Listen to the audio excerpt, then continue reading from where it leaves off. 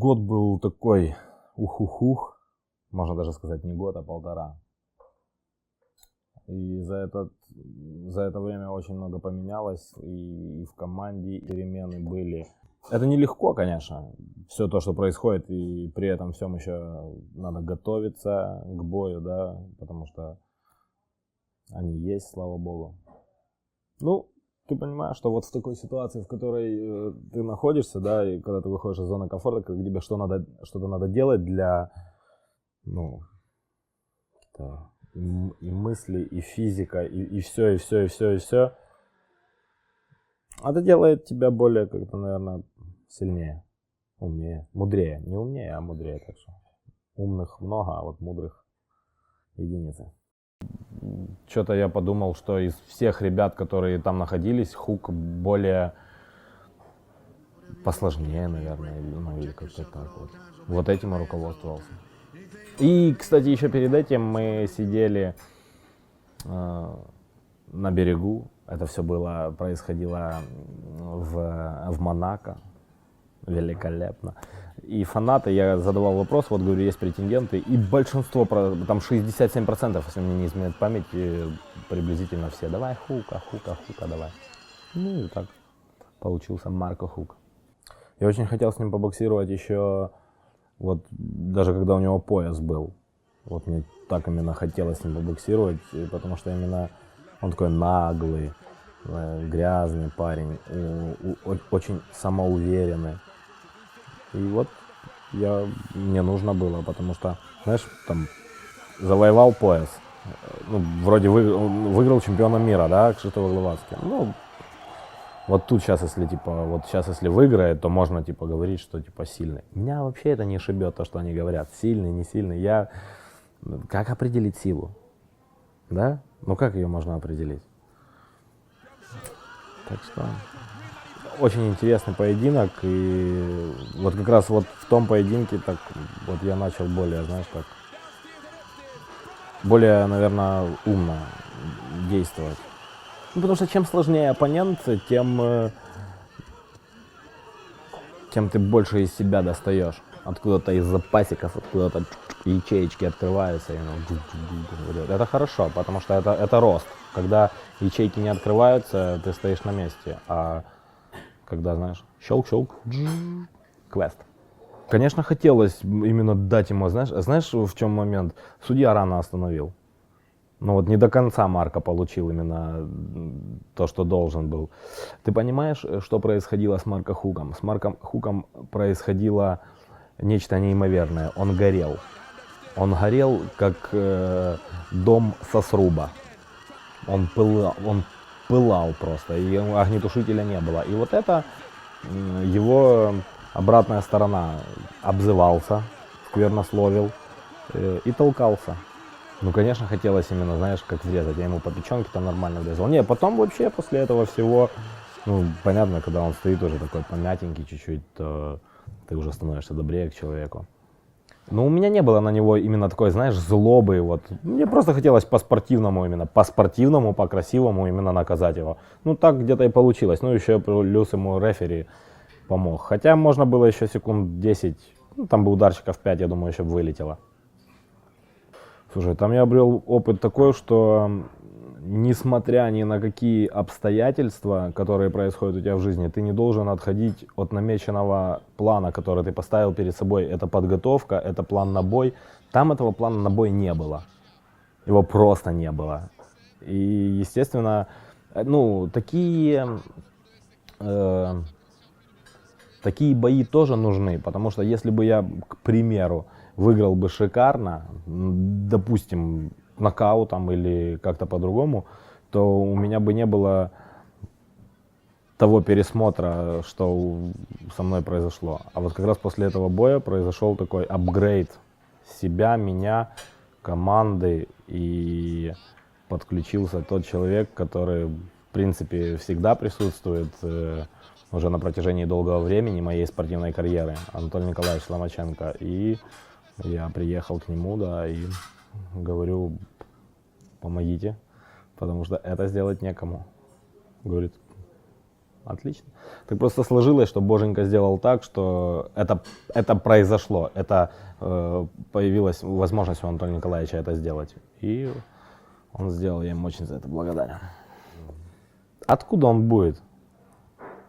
Ну, кто его должен был придумать? Я не до конца его должен был придумать, и некому было мне так до конца. Он был, но он был сырой. Ну, еще не, знаешь, как, когда вот что-то строишь, но не до конца. Это как сказка про 3 поросят, да? 2 поросенка построили плохой дом, а вот старший, хороший, который уже опытный, да, он построил. Так вот, ну, это нехватка опыта и, знаешь, шапкозакидательство какое-то было, молодежничество такое. Это, ну, это моя вина. Это конкретно моя вина, то, что это так произошло. Я никого абсолютно не виню в этом, потому что все то, что у меня не получается, виноват только в этом я. А когда получается, это заслуга команды. Физические кондиции вообще великолепные были. И несмотря на то, что пару раз как бы, лагерь останавливался по болезни, да. А вот тактические очень хромали. Прям даже так, знаешь, с палочкой. Так. Слушай, очень был такой, знаешь, поединок. Когда он закончился, и когда вот, ну, навесили эти пояса, все этот кубок великолепный, я вот этот кубок поднял, так поставил его, и у меня, знаешь, как, у меня вот внутри, меня так, это вот так, пух, как упало, мне так как-то сложно стало, вот я устал, реально устал, вот тело устало, и в голове я устал, вот я даже сам себе начал об этом говорить, что, блин, вот ты, Саня, устал, короче, знаешь, там где-то внутри себя разговаривать. Что я вынес из этого поединка?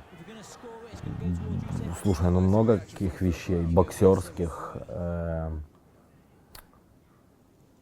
жизненных. Очень поединок был вот на виду, очень на виду у многих людей, да, но не было грязи никакой со стороны соперника, с моей стороны. И у людей тоже, у фанатов. Ну да, были какие-то там перепалки, но это вообще незначительные. А вот на самом деле все так, если по масштабу посмотреть, это настолько было все красиво. Даже там уже, когда в Москве после боя люди просто вели себя, ну вот, красиво. Все причем со всех сторон. Это хорошо, когда люди себя ведут хорошо и нету каких-то потасовок, драк, оскорблений, унижений. Это говорит о том, что мы взрослеем. Я тебе скажу, в начале, когда этот бой планировали на Саудовскую Аравию, да, когда я готовился, там вот эти разговоры пошли, что нельзя ехать, что не пускают куда-то ехать, что еще что-то. Много каких-то людей говорили о том, что ты плохо делаешь, что ты едешь куда-то, еще что-то.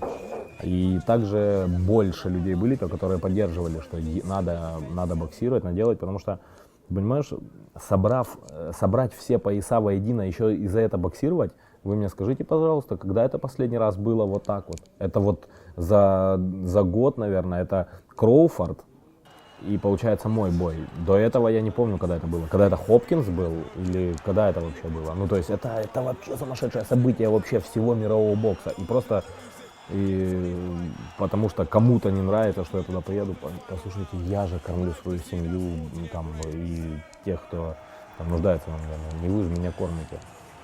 Я вас люблю, уважаю, но я не буду думать так, как вы. Это первое. А второе, что я и не должен думать так, как вы. Если вам нравится белый цвет, а мне зеленый, то это ни в коем случае не делает нас врагами. Это делает нас людьми просто с разными вкусами. И все. Так что,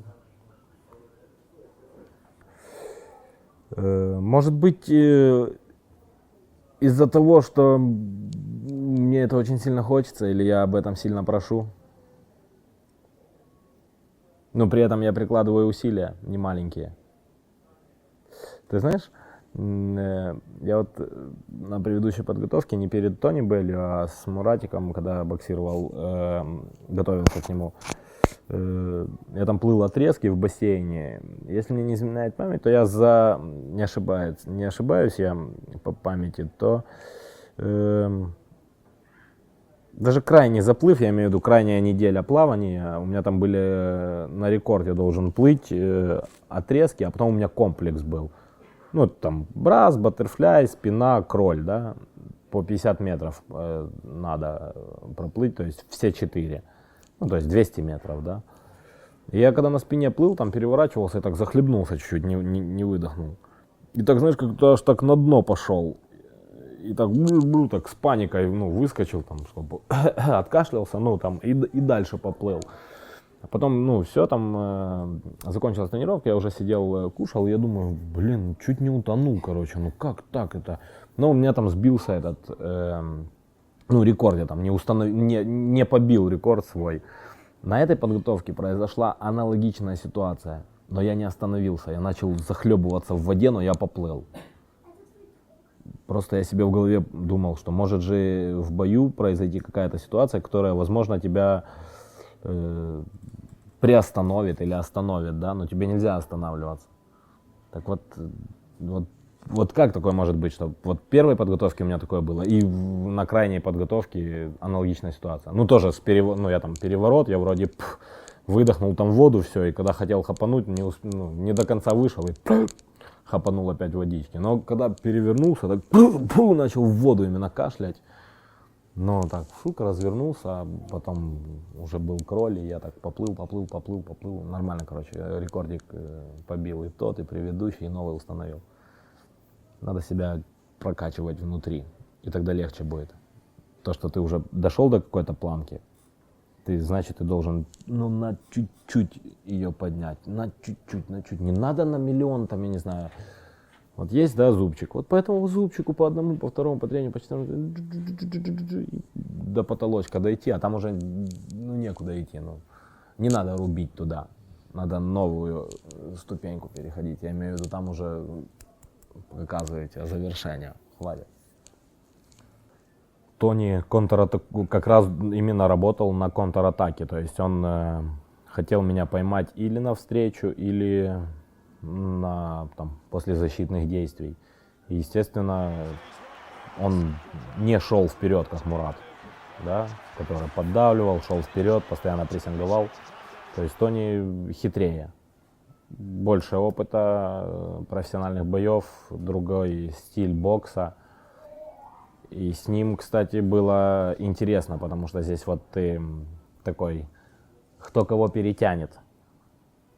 Тут надо чуть-чуть стратегически правильно подойти, потянуть. Там есть факторы, например, сгонки веса, того. Ну, это целая стратегия, о чем мы разговариваем. Это прям стратегия, знаешь, как казаки игра есть, да? Это стратегии. Это игра. Это большая игра, в которую мы играем. Вот это вот перед Тони у меня прям было такое, именно внутреннее такое, концовка какая-то. Я не знаю почему. У меня, в принципе, перед Хуком у меня тоже такое было, вот, знаешь, вот. Перед Майрисом и перед Муратом обычное, спокойное, такое как-то, знаешь, сдержанное, такое четкое. Я понимал, ну вот с Муратом, например, я понимал, что мне нужно делать, да, вот так вот. А вот здесь именно так, знаешь, покуражим. Мы где-то даже на пресс-конференции я сказал, что, говорю, будем забавляться, будем куражить. Вот крайний поединок, он прям взорвал. Вот я когда выходил под песню, там, я не помню, я так прикинул взглядом 4-й, 5-й ряд, люди там, там они такие дерзкие были, они кричали.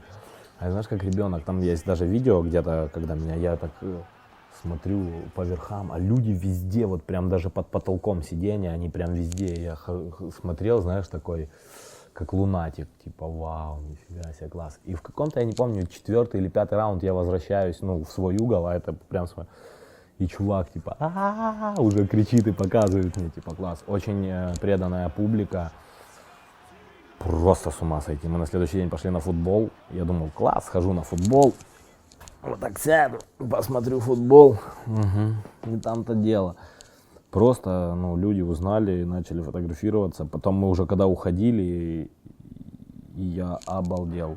Я думаю, вот это да. Вот приблизительно такая ситуация, ну, Вот как вот здесь, если бы я пошел на футбол, там снял бы кепку и просто шел бы. Вот там такая вот, там сразу они обступили. То есть они настолько... Ты понял, мы когда ехали обратно с футбола с таксистом, он нам такого тексту за бокс дал. Я просто сидел и думал, это вот просто профессионал, которого вот бери, вот, аналитик, комментатор, он там за Хана, за того, за Джошуа. И потом мы вот это сидели, разговаривали, и он начал говорить за меня. И парень говорит, ты вообще, чувак, смотри, что происходит. Он довез нас, все культурно, красиво, попросил сфотографироваться, мы с ним сфотографировались, и все. Вот они просто в спорте, вот каждый второй, каждый третий смотрит спорт, занимается спортом. Ну, вроде, казалось бы, они такие выглядят не очень спортивно, но вот события, которые происходят у них в стране, они прям вот знают их. Вот футбол, бокс, там, не знаю, что еще, какие-то другие виды спорта, вот они просто волокут. Фу, это подготовка перед Муратом, Саня Гвоздик, Рома Капитоненко. И еще кто-то был, вот не помню. Я реально вообще был избит Александром Гвоздиком. Я так злился в этом спарринге, у меня абсолютно ничего не получалось. При этом вылетали сильные сумасшедшие удары в корпус, в голову. Там, ну просто, я тебе говорю, я, короче, вышел после этих спаррингов и пошел рвать. Ну вот я так устал. Ну вот так именно аж как-то, ну, по животу я, конечно, нахватался от гвоздя очень сильно. И Рома потом меня крепил. Я там выживал вообще так именно. Но я потом оторвался на них. Это просто такая загрузочная неделя была, там где все вместе. И кроссфит, и бассейн, и спарринги.